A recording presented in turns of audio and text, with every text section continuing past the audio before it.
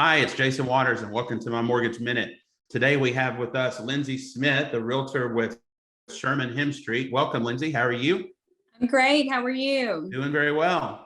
Excited to have you on the Good. show and talk a little Thank you shop for about having real estate. me. Good. So tell us a little bit about yourself, how long you've been in the business and where you're located, and just give us some background, if you will.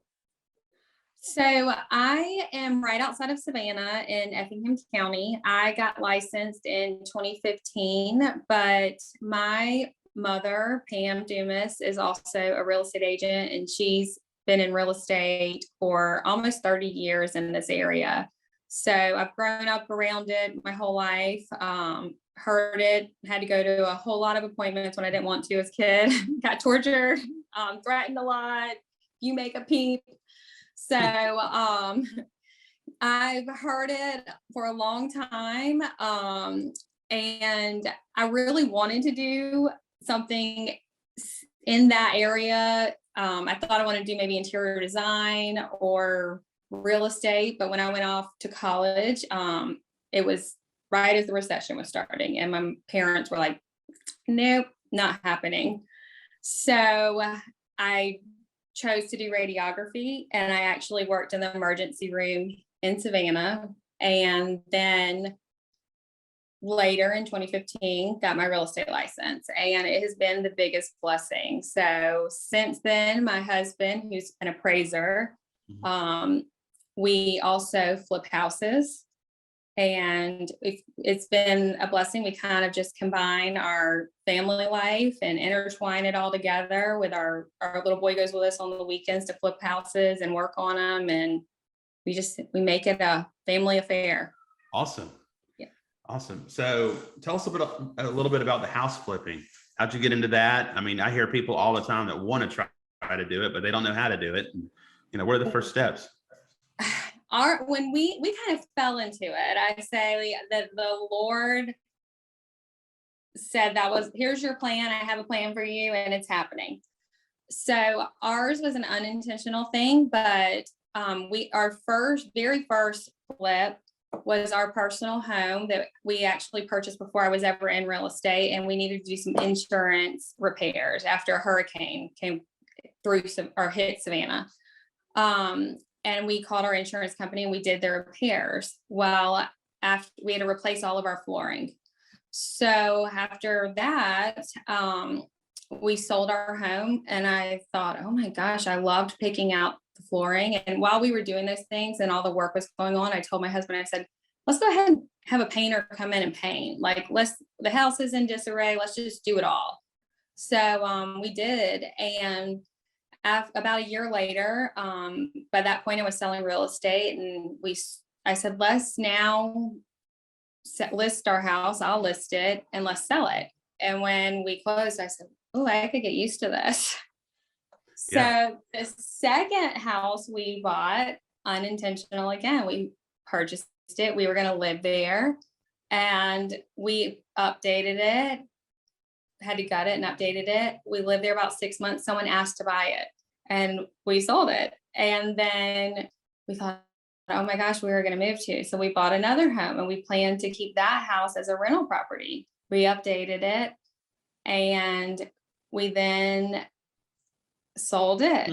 And it just kept continuing to happen. By the time our little boy was 3, he had moved I think it was 6 or 7 times. Oh, wow. And but whether it was moving into a house we were actually going to live in, or in between homes, while we were renovating the next home we could live in. So finally, by the time he was 3, we said, we can't keep doing this to him. This isn't fair. His sleep schedule is going to be messed up. We can't do this. So we ended up, we purchased our forever home, and that's the home we live in now. And we now just flip them, and we have done, I think it's total flips, we've done 9, and we love it. And we try to buy them off market, but it's very few and far between. We wait and we patiently pray for them. And but we don't, we try to just wait for them because we say when it's the right one, the Lord will provide for us. But it's not an easy process. My husband is super a financial guru. He's brilliant when it comes to our finances. And we look at the numbers in the spreadsheet and the Excel sheets, and he says, no, that's not a good one. And there's probably good ones we've passed on, but we say, worst case scenario, we could sell it for this. No, that's not going to make sense. We buy them based on worst case scenario. Got it. Yeah. Makes sense. All right. So what about other folks that want to get into that business? What advice would you give them?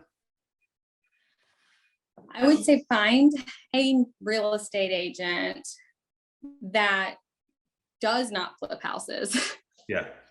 So one thing for me is I've had multiple clients call me and they say, I want to flip a house. And I say, it's weird to say, find one who does not flip houses, because that sounds like I'm turning away business. Yeah. But I mean that I don't know how a huge part of real estate is ethics. And I feel like what agent would ever say this, but I feel like this is the most ethical way to say this, ethical thing to say. How can I ethically represent someone who wants to buy a flip when I flip? Yeah. You want to buy the flip too. And if it's that good of a deal. Exactly. Right. So I had just gone and looked at a flip one time, and a client then sent me the address, and I will show so many houses and go in so many houses. I don't remember addresses or think about addresses. I had gone in it like the day before, and I put it in my GPS and I start driving to this house. And as I turn in the neighborhood for this client, I said, oh my gosh, this is the house I was about to write an offer on for us to buy. And when we got out the car, I looked at them and I said, I'm sorry, I can't show you this house. And I said, you need to call. I said, I don't know if you know another real estate agent or not, but you've got to call someone different. So if you know an agent does flips, don't call them. Right. Call another agent, because it's just, they can't ethically do it. Yeah. Makes a lot of sense. Of course. So, but they do need an agent to help them. Got it. Okay. Always. Yeah, you got to figure out where your money's coming from, and you got to figure out who's going to find your house. It's always the first thing.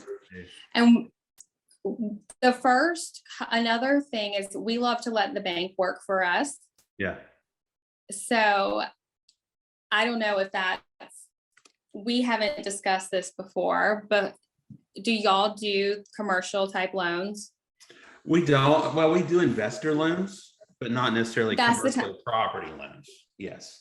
Okay, so would you do an investor loan that you could do draws from for a renovation type? No, the only kind we do of those have to be owner occupied or a second home for the renovation part. So okay, for certain different areas, I've got certain banks I work with to do the renovation type loans, and we don't really broker those out. I do really when I'm involved in those are when folks are buying and holding, like they want to renovate and they want to live in it, or they want to renovate and they want to rent it out. That's typically what I'm doing, the permanent piece. But typically there's a handful of banks that I refer people to on those. Yeah. So, somebody could contact you and get that.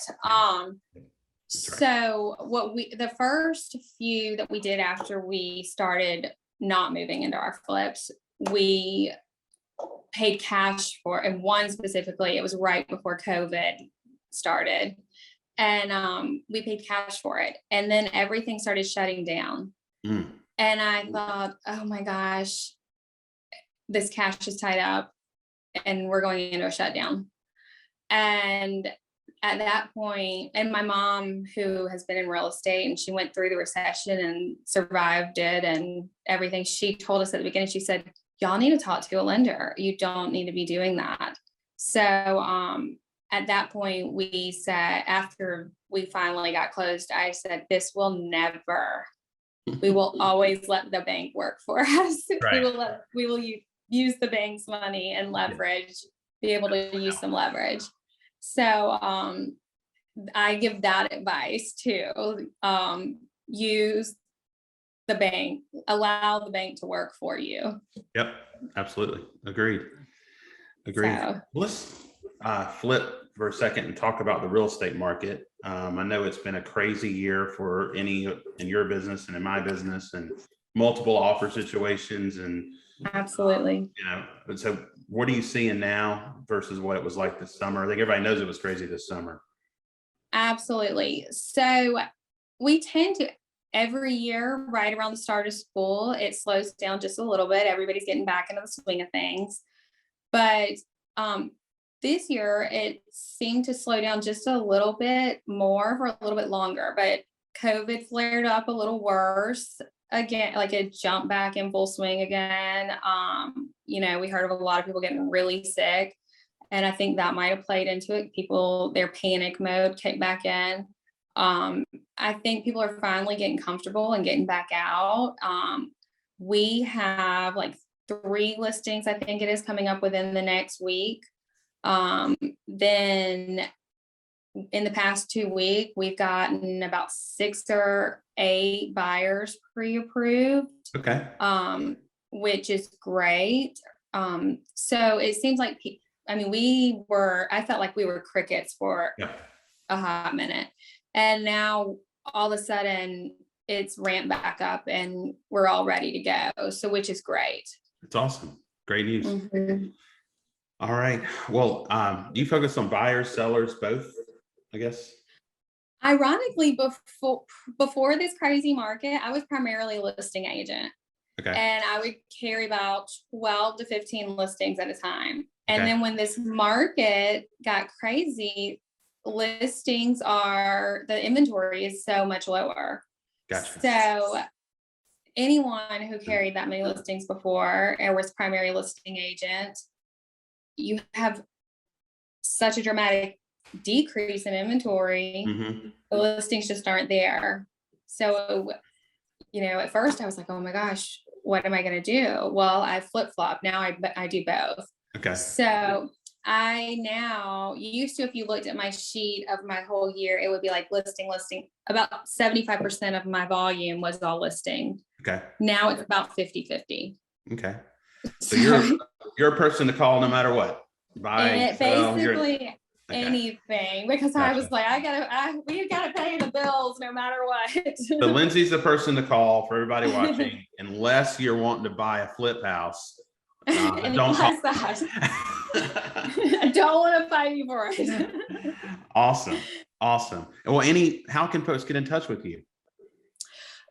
They can go to our website, seriousaboutselling.com. We're on Facebook, Instagram, LinkedIn. Our website has our phone numbers and a place that you can fill in your information and it'll get us directly to us. Okay. Awesome. And so thank you so much for coming on the show. I really appreciate it. All right. Thanks for having me. This was great. And then folks, you can get in touch with me, Mortgage Minute. Just go on any social media platform, search Jason Waters Mortgage Minute, and I'll be on there and happy to connect with you and give you the best advice I can. So thanks so much. Thanks. Bye.